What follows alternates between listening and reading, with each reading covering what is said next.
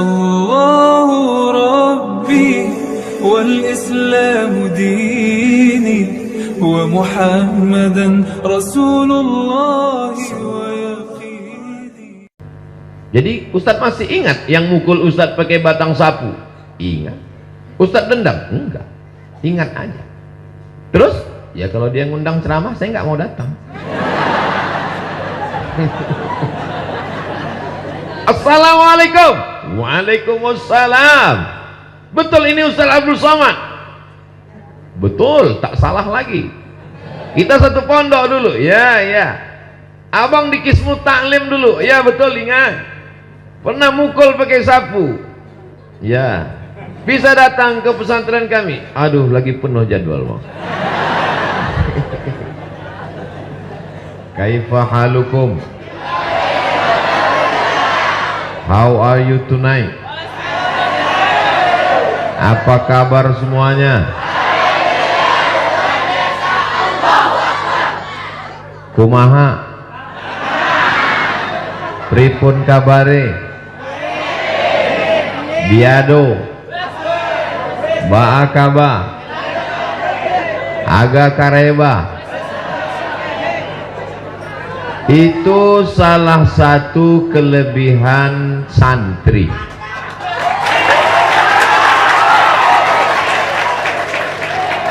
Diajak bahasa Arab, oke, karena setiap hari baca kitab kuning. Bahasa Inggris, oke. Mau pakai bahasa daerah, bisa. Bahasa Indonesia, memang dia paling cinta NKRI. Memangnya kalau tidak jadi santri, kalau tidak tinggal di pesantren, nggak bisa bahasa.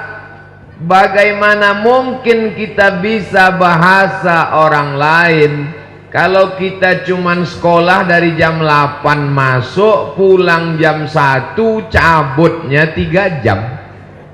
Bertemannya hanya sekitar lingkungan dekat rumahnya saja. Tapi kalau tinggal di pesantren, mondoknya 6 tahun, 7 tahun, pulangnya cuman liburan semester, bahkan mungkin hanya Idul Fitri saja, bahkan mungkin nggak pulang-pulang karena orang tuanya sudah meninggal dunia.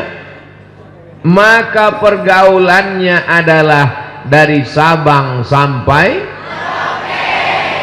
Bukan dari Sabang sampai Merauke, Sabang sampai Maroko. Sabang ujung pulau di Aceh, Merauke ujung negeri kita di Papua. Tapi ada yang lebih jauh lagi, dari Merauke ke Maroko, karena tanpa ada batasan. Itu kelebihan yang pertama santri. Pede nggak jadi santri? Bangga nggak jadi santri? Kalau ada yang tidak bangga jadi santri ketika kenalan sama orang, kamu sekolah di mana? Saya dari SMP. Kamu di mana? Saya SMA. Kamu di mana? Saya nggak sekolah. Kamu di mana? Saya di pesantren. Ini orang mestinya sudah lama mati. Buat-buat macet aja dia. Pede, percaya diri. Kenapa? Karena kita punya kenalan yang begitu luas. Dari mulai rambut yang lurus sampai keriting, dari yang hitam sampai yang putih, yang tinggi sampai yang pendek, semuanya sama. Dan di pesantren lah kita kenal pribadi orang macam-macam. Saya sekarang kalau tausiah pergi ke Aceh, ketemu dengan teman saya. Pergi ke Medan, jumpa dengan sahabat saya. Pergi ke Surabaya, Jawa Timur, sahabat dan teman akrab saya. Pergi ke Madura, senior dan junior saya. Pergi ke Makassar, friend saya. Sampai ke Sorong, Papua, kawan-kawan saya semua. Kenapa demikian? Karena kita di pesantren punya pergaulan yang luas. Jadi anak-anak, adik-adik, saya mau panggil anak rasanya saya masih terlalu muda. Jadi panggil adik-adik ajalah. Jadi adik-adik sekalian yang selama ini bimbang-bimbang di pesantren, pesantren apa pulang? Pesantren apa pulang? Pesantren apa pulang? Pulang pesantren, pulang pesantren, pulang. Pulanglah. Kau pulang mau jadi apa?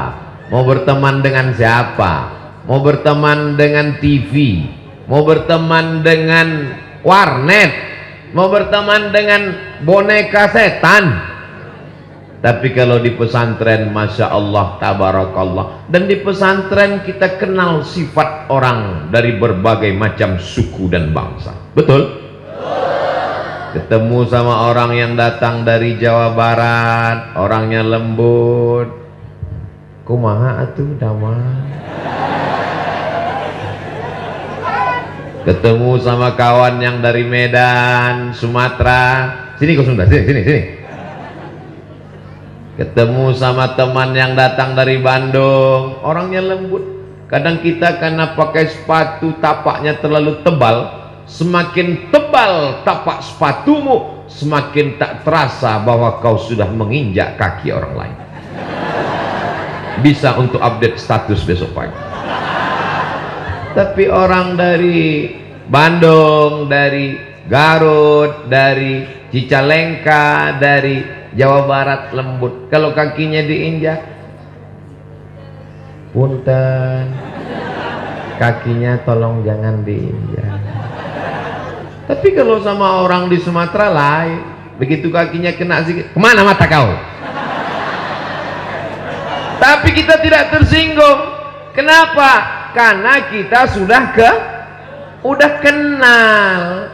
Satu kamar, sama-sama makan, sama-sama jalan, sama-sama satu kelas. Tak kenal maka tak sayang, tak sayang maka nggak ngutang. Saya tidak pernah tersinggung dengan teman-teman saya yang datang dari Pulau Sumatera, dari Medan, dari Aceh, dari Minangkabau, dari Sumatera Barat. Saya juga paham dengan teman-teman saya yang datang dari Bandung, dari Pulau Jawa. Kenapa? Karena memang karakternya macam-macam. Mengapa orang di Sumatera itu kalau ngomong keras dan kuat? Karena cabenya banyak. Dia kalau makan cabai dia wah mana ini? Kenapa mereka kalau ngomong itu keras? Karena tinggal di gunung anginnya kencang. Nikahlah orang Sumatera sama orang Jawa Barat. Mas, Aa, tolong diangkat jemurannya. Hujan turun. Begitu mau diangkat udah basah. Orangnya lembut, orangnya baik, orangnya sopan, orangnya santun. Kalau nunjuk pakai jempol. Tapi kalau kami nunjuk pakai. Tapi saya tidak tersinggung. Walaupun dia pakai jempol, walaupun dia pakai telunjuk. Kenapa? Karena kita sudah mengenal budaya masing-masing dari penggunaan kata. Mungkin di sini orang tidak pakai kau, karena kau itu kasar. Di sini kalau kamu itu apa pakai? Hah?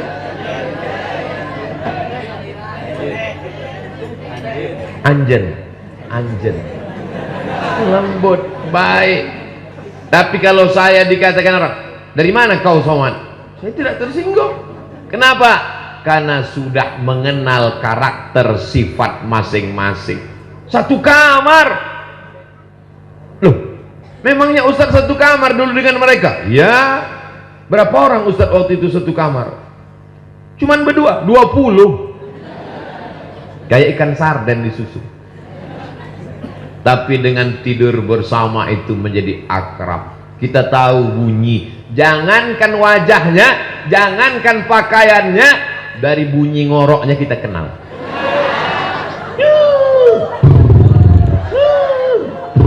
Kita tahu. Oh, si An.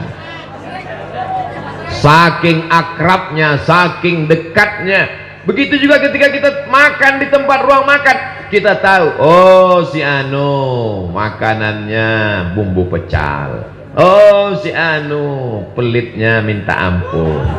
Oh si anu bakhil bin medit. Semua sifat-sifat ini kita kenali. Jadi yang pertama, yang paling penting adalah mengenal sifat orang. Untuk belajar ini perlu ilmu komunikasi 2 SKS. Sekarang banyak orang pintar, banyak orang cerdas, banyak orang IP-nya 4, banyak orang IQ-nya tinggi, tapi komunikasinya jelek, tidak bisa merasakan perasaan orang lain. Karena rasamu bukan rasaku. Tapi kalau kita di pondok, kita sudah nyantri, kita tahu perasaan orang. Kenapa? Sama-sama bangun pagi, sama-sama ngantri.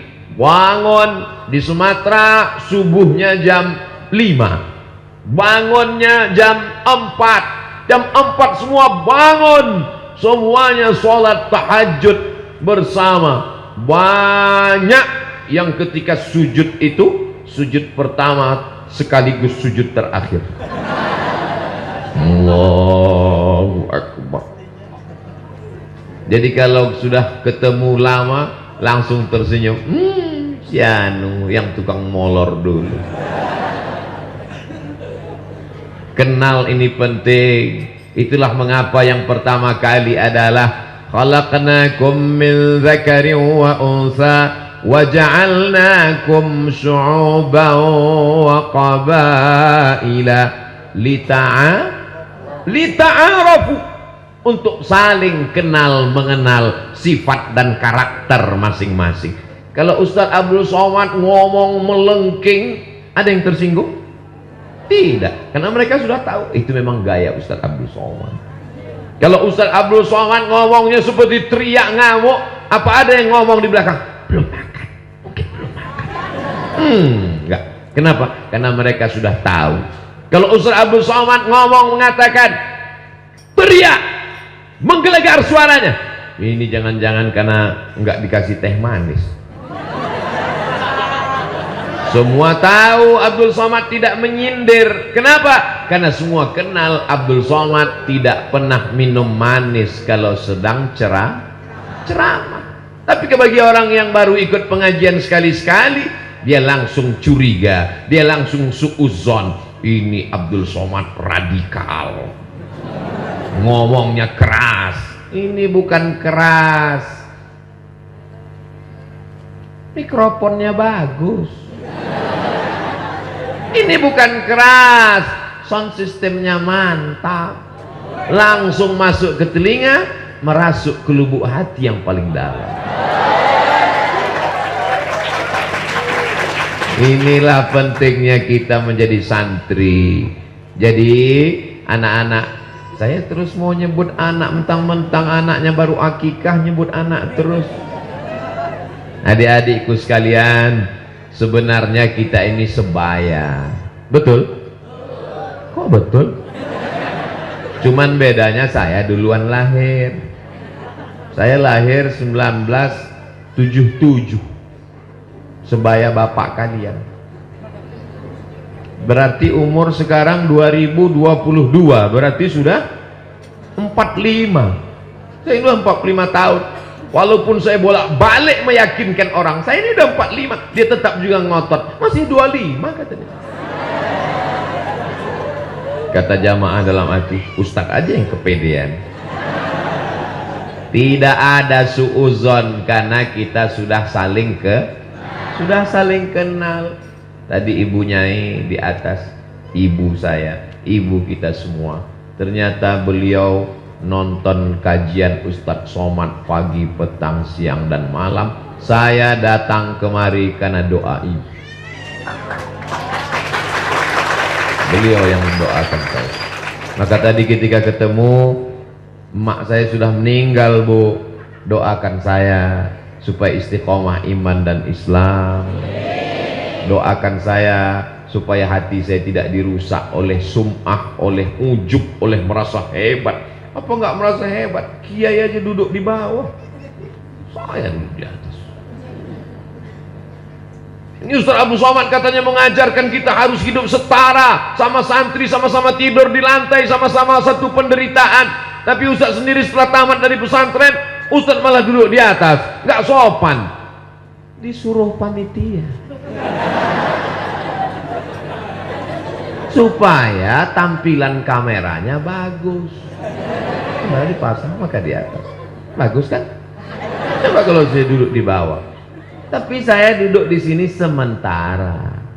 Setelah itu kursi diangkat. Nggak mungkin sama-sama saya diangkat. Dan santri tidak ada yang tersinggung. Nggak usah kita dengar ini ceramah Abdul Somad. Orangnya nggak sopan. Masa guru kita, kiai kita, ajengan kita di bawah, dia di atas. Karena semuanya saling paham. Suami dengan istri bisa hidup bersama karena sama-sama paham. Hubungan kita bisa bertahan lama, berteman di pesantren, bersama di surga. Kalau kita bisa saling memahami. Sekarang penyakit manusia ini su'ut tafahum. Jelek, tafahum salah paham, salah dengar, salah ngomong, salah ngerti, karena tidak saling mengenali. Dunia saling kenal mengenal itu adalah dunia pesantren. Dari mulai cara tidur, bangun tidur, olahraga, belajar di kelas, baca kitab, suara, mohon maaf, baunya pun kita kenal. Pejam mata langsung kita cium, si Anu, si Anu. Kenal, kenapa? Karena berteman dan bersahabat lama. Dan kalau di pesantren tidak ada jaim-jaiman, betul? Kita kenal. Maka saya kalau ketemu dengan teman saya di pesantren, Mat, kata dia nggak pakai Ustadz lagi. Tapi begitu ada orang lain, Al-Mukarram Ustadz Abdul Somad. Semuanya adalah sahabat dan kawan. Dan hari ini saya tidak sedang merasa sebagai orang yang diundang dari luar pesantren, karena kita sama-sama santri. Kita sama-sama santri. Sampai hari kiamat kita adalah santri. Santri adalah orang yang senantiasa ingin dirinya mendapatkan ilmu pengetahuan. Masya Allah, tabarakallah. Saya selama ceramah belum pernah minum air manis, tapi ini tetap di shoot, digambar biar supaya kelihatan bahwa Ustadz Somad air minumnya banyak. Sampai di depan. Ini nanti akan di-upload di channel Ustadz Abdul Somad Official. Jangan lupa subscribe, like, share, and comment. Orang pasti sulit. Ustadz Abdul Somad, gimana kami bisa ingat bahwa itu ceramahnya di pondok kami? Ustadz di mana-mana ceramah pecinya hitam terus. Ustadz di mana-mana ceramahnya bajunya putih terus, gayanya gitu-gitu terus. Mudah aja. Ketika ada airnya 4, itu berarti di pesantren kita. Masya Allah, tabarakallah. Jadi poin yang pertama, bahwa anak pesantren punya ilmu komunikasi dengan berbagai macam suku, bangsa, dengan berbagai macam bahasa. Adapun di pesantren, bahasa yang dipakai Masya Allah, tabarakallah. Fi hadhil munasabati sa'idati yasurruni an akuna ma'akum. Asa yakuna hadzal liqa' liqa'an tayyiban mubarakan fih.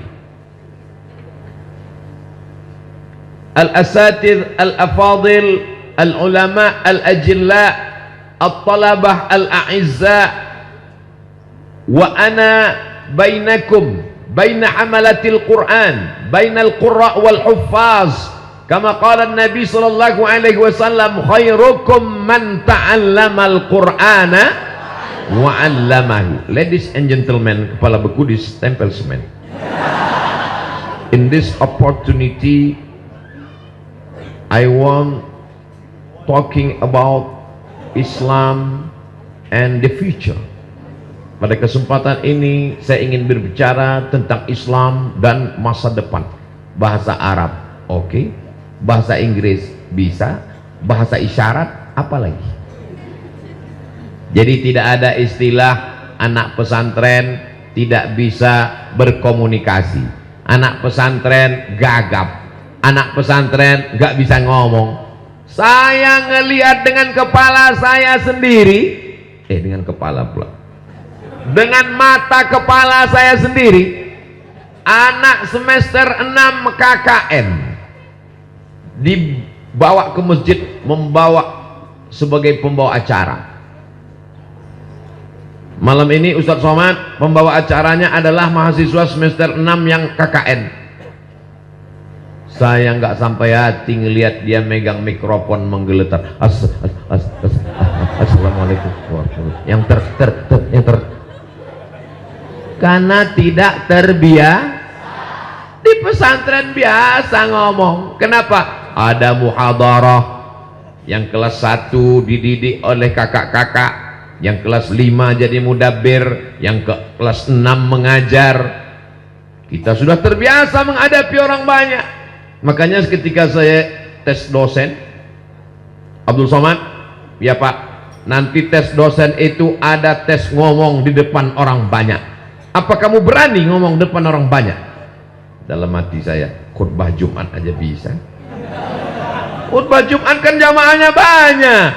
Dalam mazhab Syafi'i paling tidak 40 orang.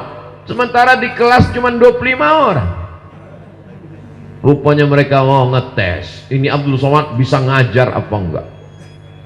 Masuk ke dalam kelas. Ini yang di dalam kelas ini semuanya mau ngetes kita. Mata dia ngelihat kita terus. Dia anggap kalau dia melotot kita grogi. Bagaimana supaya kita waktu di depan ngajar itu menggigil ketakutan? Dia anggap kalau kita lama-lama dipelototin, diliatin, kita udah biasa dipelototin di pesantren. Masa iya biasa dipelototin di pesantren Pak Ustadz? Ya, digundul udah, ditempeleng udah, dipukul pakai batang sapu udah, mau digundul lagi rumput belum tumbuh. Akhirnya hukumannya gimana? Berdiri di pinggir jalan, pakai papan tulis, ditulis di depan, inilah santri yang paling banyak melanggar peraturan.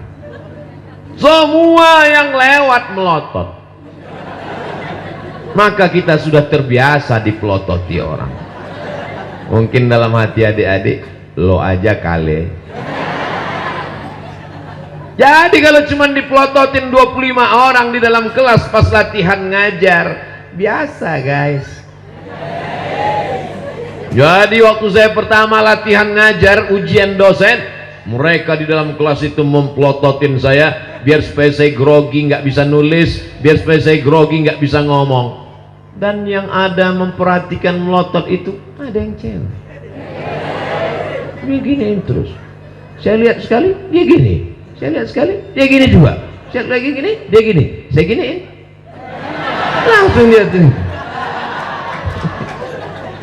Kita udah terbiasa menghadapi mata manusia ini. Inilah yang tidak dimiliki, skill kemampuan yang tidak tertulis di buku, dan kita di pesantren sudah berhadapan dengan itu. Betul? Cuman pesantren zaman sekarang, anak-anakku kalian, anakku lagi, adik-adikku kalian, nasib kalian bagus. Sekarang tidak lagi ada cubit, jewer aja nggak ada. Kenapa? Kalian dilindungi oleh Komisi Perlindungan Anak. Zaman kami dulu komisi itu belum ada. Pakai batang sapu. Ini tangan ini nggak terhitung berapa kali kena batang sapu. Jadi Ustadz masih ingat yang mukul Ustadz pakai batang sapu? Ingat. Ustadz dendam? Enggak. Ingat aja. Terus? Ya kalau dia ngundang ceramah saya nggak mau datang. Assalamualaikum. Waalaikumsalam. Betul ini Ustaz Abdul Somad? Betul, tak salah lagi. Kita satu pondok dulu. Ya, ya. Abang di Kismu Taklim dulu. Ya betul, ingat. Pernah mukul pakai sapu. Ya. Bisa datang ke pesantren kami. Aduh, lagi penuh jadwal bang. Masya Allah, tabarakallah. Jadi kita di pesantren dilatih mental untuk berhadapan. Ngantuk dikit aja. Ini dulu, sekarang udah enak pesantren. Dulu bangun subuh mata tengkuk mesti berdiri. Begitu setan datang membawa kipas, Nina Bobo, oh nih. Itu setan zaman Ustadz. Itu setan zaman Abdul Somad dulu. Setan zaman sekarang nggak nyanyi lagi, langsung bawa AC.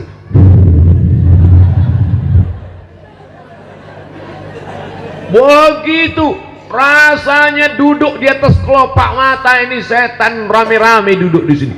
Beratnya minta ampun, sudah diginikan, tetap juga lagi. Ya Allah, gimana? Akhirnya tuh datang kakak kelas 5 dari belakang bawa sajadah. Pum pum pum. Kita sudah terbiasa menghadapi suara teriak-teriak, sudah biasa ketemu dengan kakak kelas 5, kelas 6, mudabir, pengurus organisasi, sudah terbiasa. Tapi kalau orang hanya sekedar di rumah, penyakit yang paling mengerikan bukan demam, bukan Omikron. Penyakit yang paling mengerikan adalah anak laki-laki tidak pandai mengikat tali sepatunya sendiri. Penyakit apa namanya ini? Baru ngelihat sepatu sudah diikat, baru ngelihat air minum sudah diangkatkan untuk diminumkan, baru mukul-mukul perut sudah dimasakkan, disuapkan nasi. Dia tidak pandai berusaha untuk hidup. Walaupun kehidupannya ada, orang tuanya mampu, duitnya banyak, tapi dia tidak pandai mengelola hidup. Kita di pesantren, mana ada cerita anak pesantren santri nggak bisa ngikat tali sepatu. Kalau sudah pukul lonceng, teng teng teng teng teng teng teng teng teng, semua mesti siap masuk kelas. Disiplin, on time, tidak boleh ada terlambat. Terlambat berdiri kena hukuman. Tapi kesakitan, penderitaan itu membuat kita menjadi disiplin, seperti tentara, seperti polisi, angkatan laut dan udara. Betul? Ini buktinya. Coba kalau Ustadz Somad ceramah di tengah masyarakat umum, baru ngomong 5 menit, takbir, habis itu. Tapi di pesantren semangat luar biasa. Kenapa? Karena di pesantren diajarkan disiplin. Ini yang kedua. Yang pertama tadi adalah mengenal sifat manusia dari berbagai macam suku dan bangsa. Yang kedua adalah disiplin. Mana ada perempuan tiba-tiba nyasar ke tempat laki-laki, dan tidak ada laki-laki yang nyasar ke tempat. Ada sebagian. Itu untuk mengawal jalan Abdul Somad. Ini disiplin. Di pesantren jelas jenis kelaminnya, laki-laki, perempuan. Sekarang banyak orang yang tidak jelas jenis kelaminnya. Gagah, kumis melintang, berotot. Begitu ditanya, di mana Jalan Jenderal Sudirman? Di sana. Nggak jelas, karena tidak dididik dengan disiplin. Pakai peci, aku laki-laki. Pakai koko, aku laki-laki. Pakai kain sarung, aku laki-laki. Pakai jilbab, aku perempuan. Abdi teh perempuan atuh? Hah? Istri. Jelas, disiplin inilah yang luar biasa. Tidak ada satupun yang kelihatan rambutnya.